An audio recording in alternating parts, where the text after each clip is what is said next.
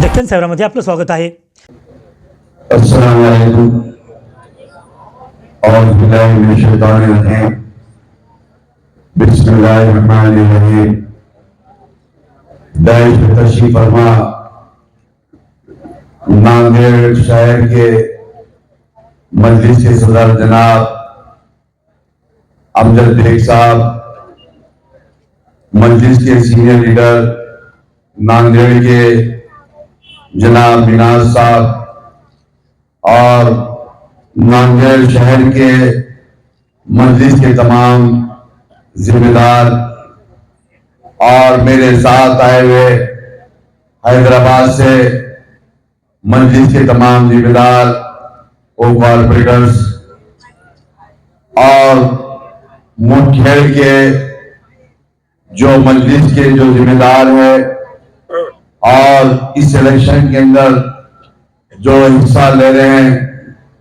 जो मोहतरमा हीना कौसर साहिबा, जनाब अजीमुद्दीन उर्फ बबलू भाई की आइडिया, जनाब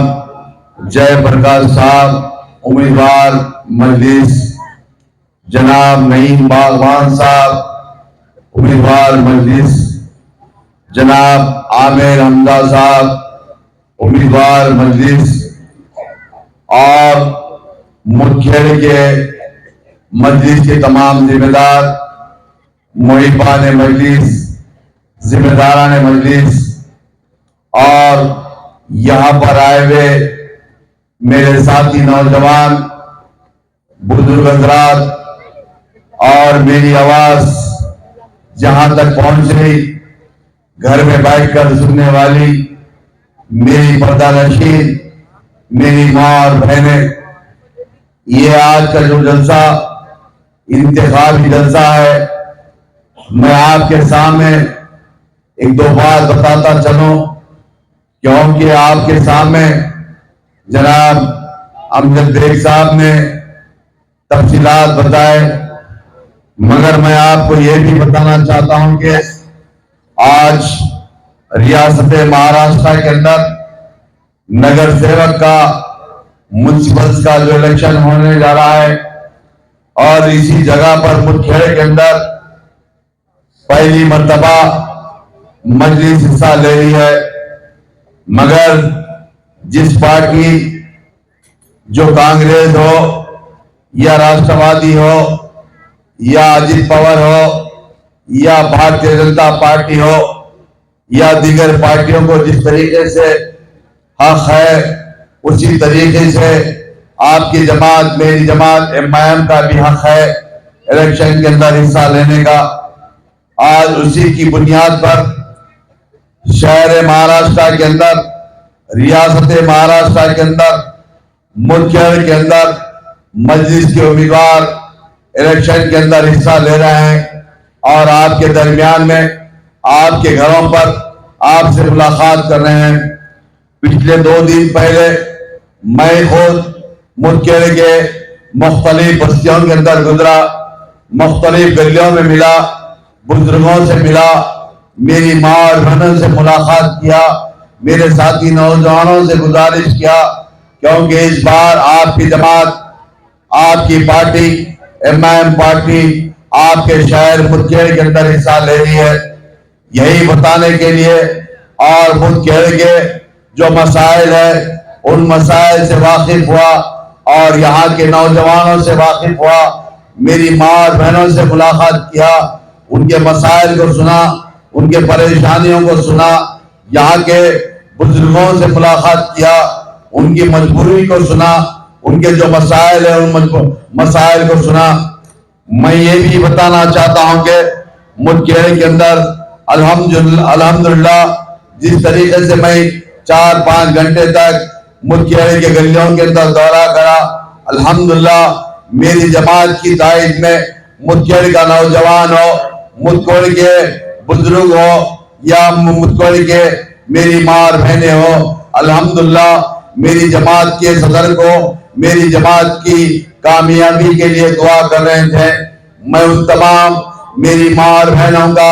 मेरे साथी नौजवानों का बुजुर्गों का शुक्रिया अदा करता हूं, क्योंकि आज देखते होंगे, क्योंकि मुठभेड़ ही नहीं, हिंदुस्तान के अंदर जो भारतीय जनता पार्टी 2014 से लेकर आज की तारीख तक 2025 तक हिंदुस्तान के ऊपर राज कर रही है,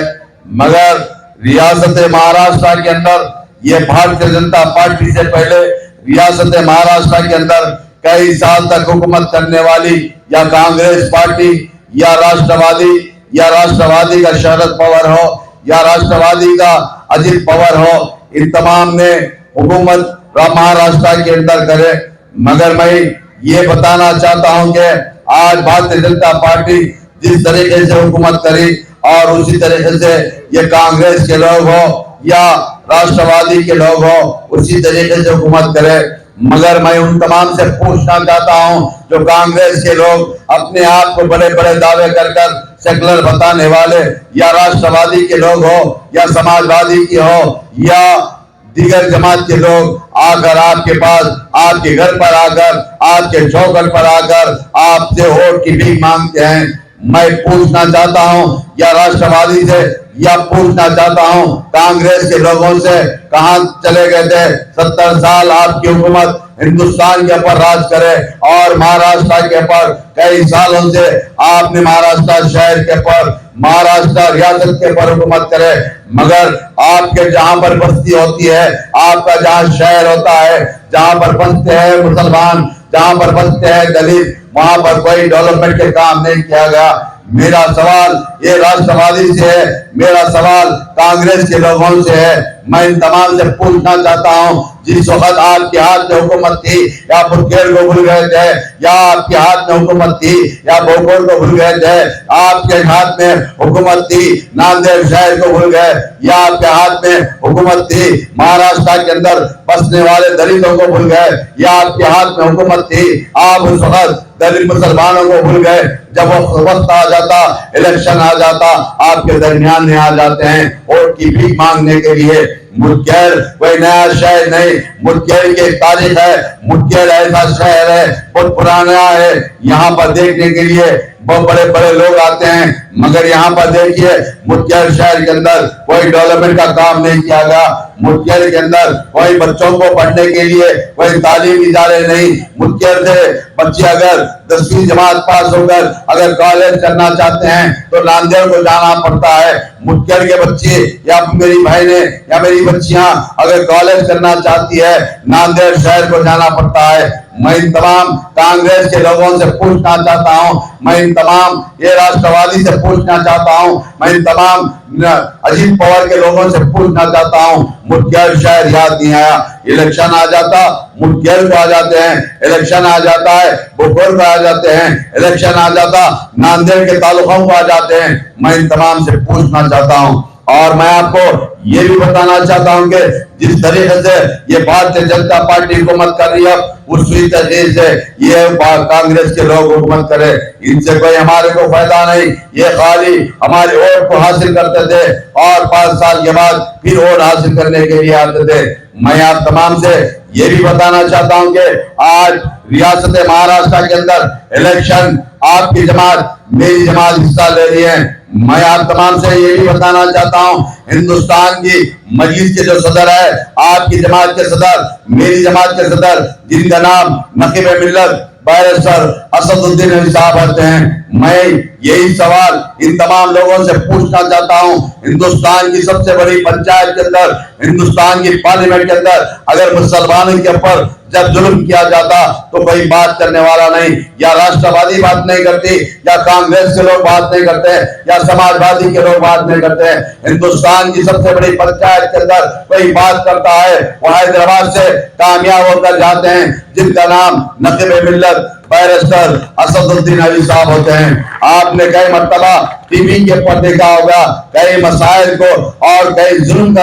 अगर कोई जवाब देने वाली कोई पार्टी है तो आपकी जमात मेरी जमात के सदर मोहतरम होते हैं। अगर देखिए 2014 से लेकर आज की तारीख तक ये भारतीय जनता पार्टी इख्तिदार पर आने के बाद हमारे ताल्लुक से कई ऐसे बिल्स को लाया गया, कभी 3 तलाक का मामला लाया जाता, कभी शरीयत का मामला लाया जाता, कभी बाबरी का लाया जाता, कई वक्त के बिल को लाया जाता और कई ऐसे मसाइल को और कई ऐसे बिल को लाया जाता, मगर आपके ताल्लुक से कोई बात करने वाला नहीं। अगर आपके ऊपर जुल्म किया जाता तो उसके ताल्लुक से कोई बात करते हैं तो आपकी जमात, मेरी जमात के सदर मोहतरम जनाब नकीब मिल्लत बैरिस्टर असदुद्दीन साहब बात करते हैं। और देखिए आज से 1 साल पहले आपकी मेरे प्यारे नबी मोहम्मद मुस्तफा सल्लल्लाहु अलैहि वसल्लम की गुस्ताखी करा, तो मगर आप देखे होंगे महाराष्ट्र औरंगाबाद से लेकर और बम्बई शहर तक अगर कोई मेंबर ऑफ पार्लियामेंट चक्का जाम करता है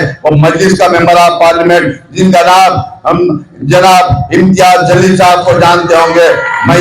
बताने का मकसद ये है आपके ताल्लुक से कोई बात करने वाला नहीं, या दलितों के ऊपर जुल्म किया जाता तो कोई बात करने वाला नहीं। आज से 4 साल पहले औरंगाबाद से 60 किलोमीटर दूर पर एक दलित भाई को पेट्रोल डालकर मार दिया जाता और एक दलित भाई को पेट्रोल डालकर जलाया जाता, मगर कोई जाने वाला नहीं। हैदराबाद से निकलते हैं जिनका नाम नकीब मिल्लत बैरिस्टर असदुद्दीन साहब औरंगाबाद के 60 किलोमीटर दूर पर जाकर उनके लोगों से मुलाकात करते हैं, उनके खानदान के लोगों से, उनके बीवी बच्चों से मुलाकात करते हैं, उनको पुरसा देते हैं। मगर ये बड़े बड़े दावे करने वाले राष्ट्रवादी हो या कांग्रेस के लोग हो या दीगर जमात के लोग हो, कोई बात करने वाला नहीं, कोई पुरसा देने वाला नहीं। मगर कहीं अगर आपके ऊपर जुल्म किया जाता, उस जुल्म की बात करने वाली कोई जमात है तो आपकी जमात, मेरी जमात के सदर मोहतरम होते हैं। चाहे वो औरंगाबाद का मामला हो या मुंगेर का मामला हो या किलवट का मामला हो या राजस्थान का मामला हो या बिहार का मामला हो या उत्तर प्रदेश का मामला हो या बम्बई के अंदर का मामला हो, मगर कोई बात करने वाली कोई जमात है वो आपकी जमात, मेरी जमात के सदर मोहतरम होते हैं। मगर आप तमाम जानना चाहिए हैदराबाद से निकलकर मेंबर ऑफ पार्लियामेंट हैदराबाद से कामयाब होते हैं, मगर हैदराबाद के मुसलमानों के लिए नहीं, तेलंगाना के मुसलमानों के लिए नहीं, महाराष्ट्र के मुसलमानों के नहीं, हिंदुस्तान में बसने वाले दलितों के ताल्लुक से कोई बात करती है वो आपकी जमात, मेरी जमात बात करती है। हिंदुस्तान में बसने वाले मुसलमानों के ताल्लुक से कोई बात करने वाली जमात है वो आपकी जमात, मेरी जमात के सदर मोहतरम होते हैं। मेरा बताने का मकसद ये इलेक्शन आ जाता है, ये तमाम के तमाम सियासी जमातें आ जाते हैं और आकर आपके वोट को भीख मांगते हैं और कई ऐसे लोग हैं अगर 1000-1500 के अंदर पैसे देकर वोट को खरीदना चाहते हैं। इन तमाम लोगों से मैं एहतियात करिए और होशियार रहिए। मैं आप तमाम से अपील करना चाहता हूं कि आज देखिए महाराष्ट्र के अंदर हर जगह पर हर तालुके के अंदर मजलिस हिस्सा ले रही है, चाहे मुदखेड़ हो या भूगोर हो या खिलवट हो या धर्माबाद हो, जहां जहां पर भी आप कसीर तादाद में या मेरे दलित भाई कसीर तादाद में रहते हैं उन शहरों के अंदर मजलिस हिस्सा ले रहे हैं। और मैं आपसे यही गुजारिश करता हूं कि यहाँ के जो साबिका नगर अध्यक्ष थे उन्होंने क्या क्या दावे करे थे, क्या क्या बातें करे थे, वो कहां चले गए, उनके दावे कहां चले गए, उनके बातें कहां चले गए, चंद पैसों पर बिककर फिर जवान के गोद में बैठ गए। मैं इन तमाम से वाकिफ हूं और साथ ही साथ इन तमाम लोगों को पूछना चाहता हूं कि आपको जिस वक्त मुदखेड़ के नौजवान, मुदखेड़ के मेरे दलित भाई, मुदखेड़ के मुसलमान लोग ने इस वोट देकर आपको नगर अध्यक्ष बनाया, मगर उसके बाद 1 साल तक खाली भोगते गए, उसके बाद 4 साल यही जवान के गोद में बैठकर चंद पैसों पर बिककर मुसलमानों का सौदा करने वाले इन तमाम लोगों से एहतियात करिए। मैं आप तमाम से ये भी बताना चाहता हूं कि मुदखेड़ शहर के अंदर ड्रेनेज की सहूलत नहीं, मुदखेड़ शहर के अंदर लाइटों की सहूलत नहीं, मुदखेड़ शहर के अंदर कब्रिस्तान की सहूलत नहीं, मुदखेड़ शहर के अंदर बच्चों के लिए कॉलेज की सहूलत नहीं, मुदखेड़ शहर के अंदर बसों की सहूलत नहीं, कई ऐसे मसाइल है। अगर आप हमारी जमात के उम्मीदवार और मोहतरमा हीना कौसर को अगर कामयाब करेंगे तो मैं समझता हूँ इंशाअल्लाह आपके जो मसाइल है जल्द से जल्द मसाइल हल करने की पूरी कोशिश करेंगे। और साथ ही साथ मैं आप तमाम से अपील करता हूँ कि आज के हालात को देखिए, हिंदुस्तान में दिन पे दिन जिस तरीके से आपके ऊपर जुल्म किया जा रहा है, हिंदुस्तान के जो मुसलमानों के ऊपर जो जुल्म किया जा रहा है, हिंदुस्तान में बसने वाले दलितों के ऊपर जो जुल्म किया जा रहा है, इन तमाम हालात को वाकिफ करिए और इन तमाम जो वाकयात हो रहे हैं इन तमाम वाकयात को जानिए। मगर आप तमाम से ये भी कहना चाहता हूं क्योंकि आज का नौजवान, मेरी जमात वो आपकी जमात मजलिस से वाकिफ नहीं, मजलिस इसी तरीके से अगर आपके दरमियान में नहीं, कई मुश्किलात का सामना करना पड़ा, कई मुश्किलात को, कई इन लोगों को, मेरी जमात के सदर, आपकी जमात के सदर मोहतरम को कई मरतबा जेल को भेज दिया गया। आज उसके बाद अल्हम्दुलिल्लाह हिंदुस्तान के गोशे गोशे में पहुंचने वाली कोई जमात है वो आपकी जमात, आप मेरी जमात एमआईएम पार्टी हिंदुस्तान के हर गांव के अंदर, हर शहर के अंदर, हर तालुके के अंदर पहुंच रही है आपके मसाइल को लेकर, आपके परेशानियों को दूर करने के लिए और आपको एक प्लेटफॉर्म पर लाने के लिए ये तमाम कोशिशें मेरी जमात के सदर, आपकी जमात के सदर मोहतरम जनाब नकीब मिल्लत बैरिस्टर असदुद्दीन साहब कोशिश कर रहे हैं। आप देखते होंगे कभी हैदराबाद के अंदर आपकी जमात के सदर हैदराबाद के अंदर नजर आते हैं, शाम में नजर आते हैं, बम्बई शहर में दूसरे दिन नजर आते हैं, बिहार में तीसरे दिन नजर आते हैं, यूपी के अंदर इसी तरीके से ये महीने के 30 दिन बाहर फिरते हैं। इनकी कोशिश ये है मुसलमानों को, दलितों को एक प्लेटफॉर्म लाने के और एक जगह को लाने की कोशिश कर रहे हैं। मैं आप तमाम से गुजारिश करता हूं कि एक मर्तबा आपको इस वक्त महाराष्ट्र रियासत के अंदर बहुत अच्छा मौका है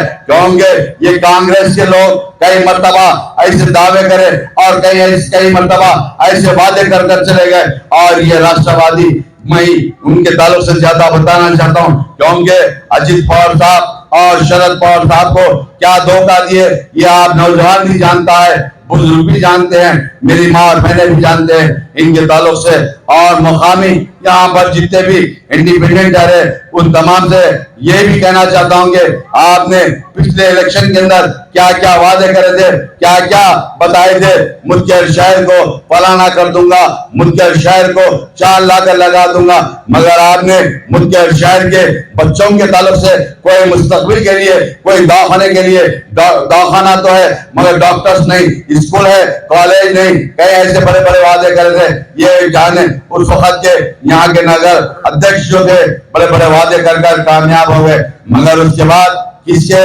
गोद में बैठ गए, कितने पैसों पर बिके ये आप जानते हैं। मैं ज्यादा उनके ताल्लुक से बताना नहीं चाहता हूं क्योंकि मुदखेड़ का नौजवान बहुत होशियार है और जिस तरीके से हमारे मुदखेड़ के नौजवान जो ओवैस कुरैशी है बेचारा अल्हम्दुलिल्लाह जिस तरीके से बता रहा था मुदखेड़ शहर के अंदर काफी परेशान है लोग, काफी मुश्किलात का सामना करना पड़ रहा। मैं ये भी कहना चाहता हूँ कि मुदखेड़ के नौजवान आज अल्हम्दुलिल्लाह बेहतरीन मौका है क्योंकि आज राष्ट्रवादी भी इलेक्शन ले रही है, शरद पवार भी इलेक्शन में हिस्सा ले रहे हैं, कांग्रेस के लोग भी हिस्सा ले रहे हैं, भारतीय जनता पार्टी भी हिस्सा ले रही है। भारतीय जनता पार्टी के अंदर जो काम करने वाले उनसे पूछिए क्या हिसाब से, क्या सोच कर जाकर हिस्सा लेकर मेहनत कर रहे हैं। भूल गए हमारी बाबरी मस्जिद को शहीद करने वाली ये भारतीय जनता पार्टी थी। 6 दिसंबर को याद करिए, 2 दिसंबर को याद करिए क्योंकि आज